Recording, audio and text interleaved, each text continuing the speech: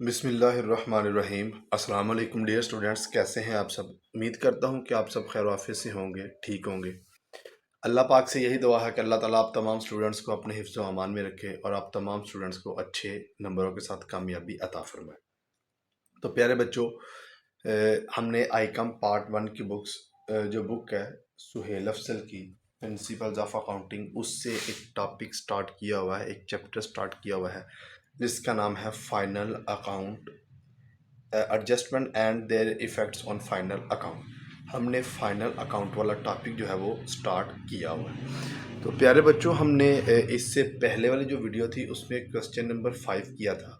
आज की जो वीडियो है, आज का जो लेक्चर है, इसके अंदर हम क्वेश्चन नंबर 6 करेंगे। तो क्वेश्चन को स्टार्ट करने से पहले आप तमाम स्टूडेंट से एक ही गुजारिश की जाती है, या जो लोग इस वीडियो को देख रहे हैं उनसे एक ही गुजारिश की जाती है कि इस चैनल को सब्सक्राइब कर दें, साथ एक बेल का आइकन है उसको प्रेस कर दें ताकि आने वाले हर न्यू लेक्चर का जो नोटिफिकेशन है वो आपको मिल सके और आप उससे इस्तेफादा हासिल कर सकें।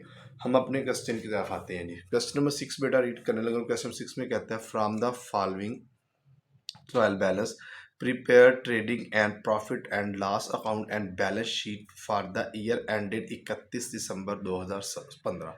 हमें डाटा दिया गया है, ट्रायल बैलेंस दिया गया है। ट्रायल बैलेंस की मदद से हमसे मांगा जा रहा है कि आपने प्रॉफिट जो प्रिपेयर करना है वो trading profit and loss account बनाना है और बैलेंस शीट बनानी है। हम अपना क्वेश्चन पढ़ते हैं बेटा। ओपनिंग स्टॉक बताया गया है, फैक्ट्री रेंट बताया गया। ओपनिंग स्टॉक हम ट्रेडिंग अकाउंट में लिखते हैं, फैक्ट्री रेंट हमारा डायरेक्ट एक्सपेंस है, इसको भी ट्रेडिंग अकाउंट में लिखते हैं।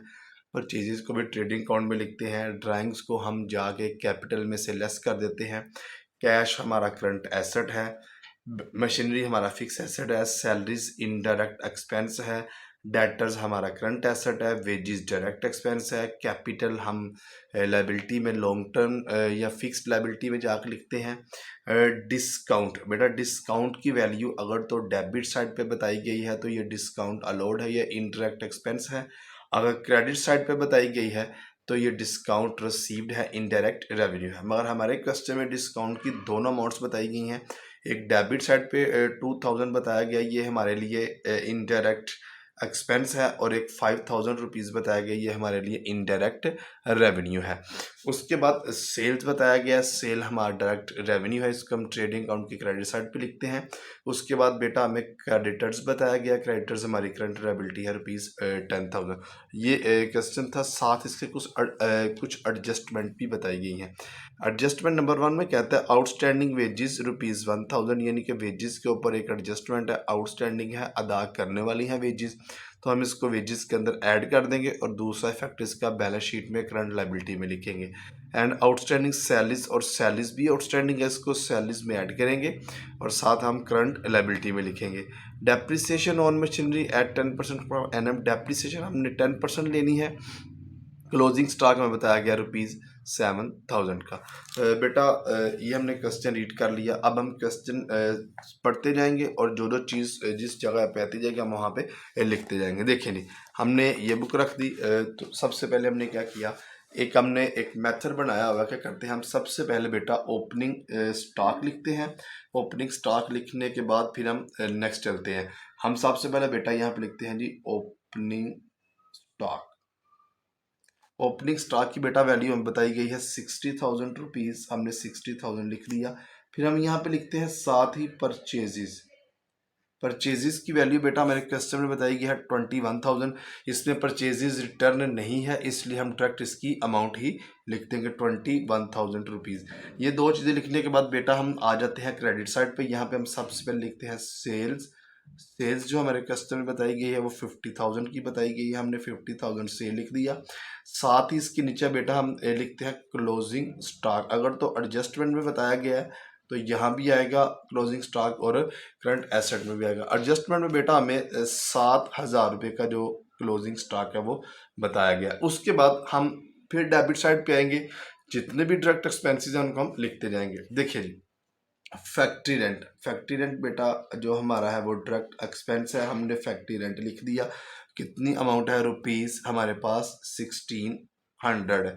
उसके बाद परचेज हमने लिख लिया, ड्राइंग्स कैपिटल में जाके लिखेंगे। कैश हमारा करंट एसेट है, तो हम क्या करेंगे, हम यहाँ पे कैश में लिख देंगे। कैश इसकी बेटा वैल्यू जो बताई गई है हमें, वो बताई गई है 11,000 रुपया। हमने 11,000 रुपया कैश के अंदर लिख दिया। अगर हम आगे देखें तो बेटा आगे हमें बताई गई है मशीनरी हमारा फिक्स एसेट है, हम मशीनरी को फिक्स एसेट के अंदर ही लिखेंगे। ये देखें ये बेटा हमारे पास मशीनरी आ गई। मशीनरी की वैल्यू क्वेश्चन में जो बताई गई है वो 18,000 है। ये इसलिए इनर कॉलम में लिखा है क्योंकि इसके ऊपर एक एडजस्टमेंट है। उसके बाद बेटा अगर हम देखें तो हमारे पास क्वेश्चन के अंदर बताई गई हैं सैलरीज। सैलरीज की जो बेटा वैल्यू बताई गई है वो 3,600 बताई गई है। हमने यहाँ पे लिख लिया जी, सॉरी सैलरीज यहाँ पे नहीं आएगा क्योंकि यहाँ पे डायरेक्ट एक्सपेंसेस आते हैं, सैलरी ग्रास प्रॉफिट से नीचे आता है। तो हम एक एस्टिमेट लगा लेते हैं कि जो हमारा ग्रास प्रॉफिट है वो यहाँ तक आ जाएगा। हम यहाँ बेटा लिखते हैं जी सैलरीज।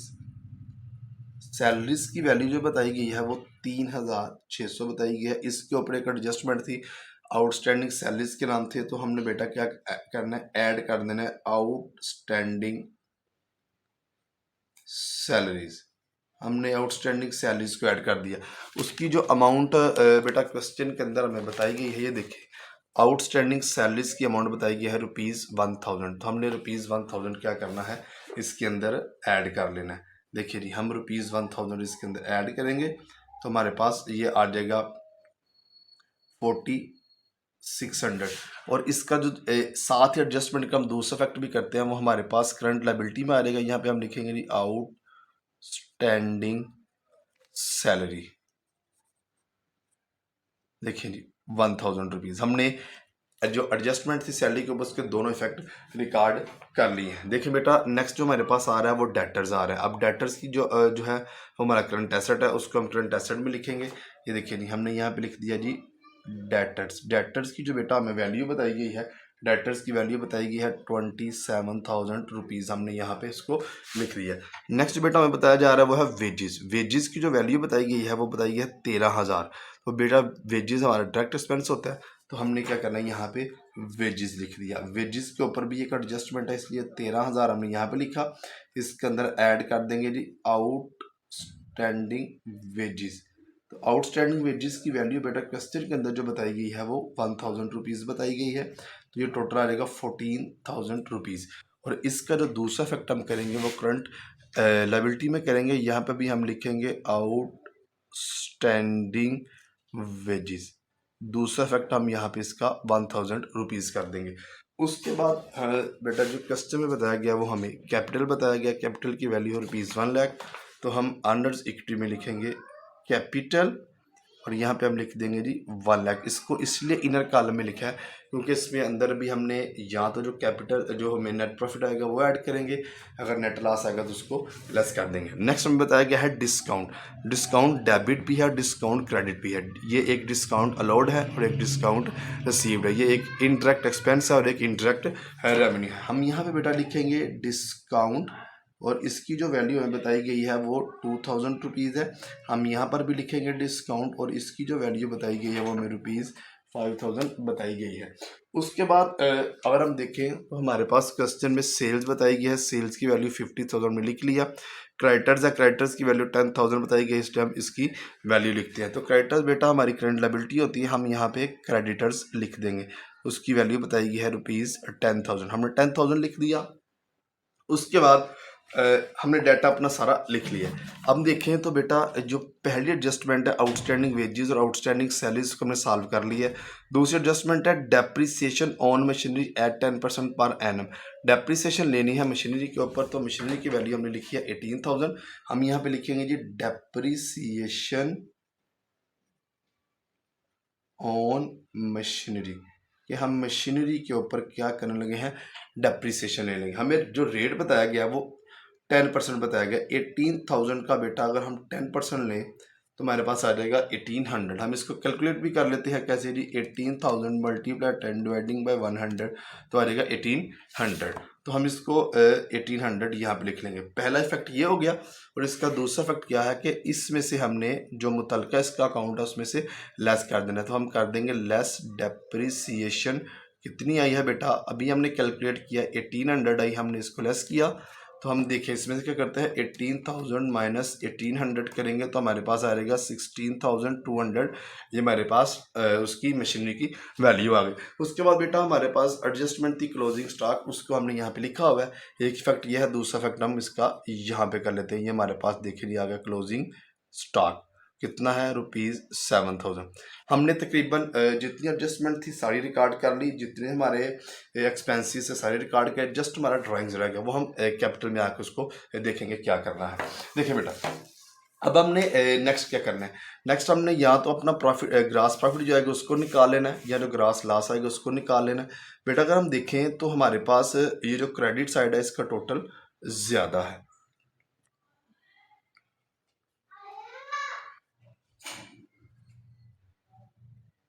हम इसका बड़ा टोटल लिखते हैं। टोटल हम कैसे करेंगे देखें, अभी आपको करके दिखाते हैं।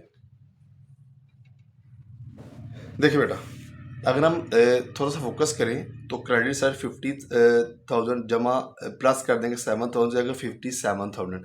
तो हमारे पास डेबिट साइड का टोटल इस क्वेश्चन में ज़्यादा आ रहा है। तो हम क्या करेंगे, हम देखें हम डेबिट साइड प्लस करते हैं 60,000 प्लस कर देंगे 21,000 प्लस कर देंगे 1,600 प्लस कर देंगे 14,000।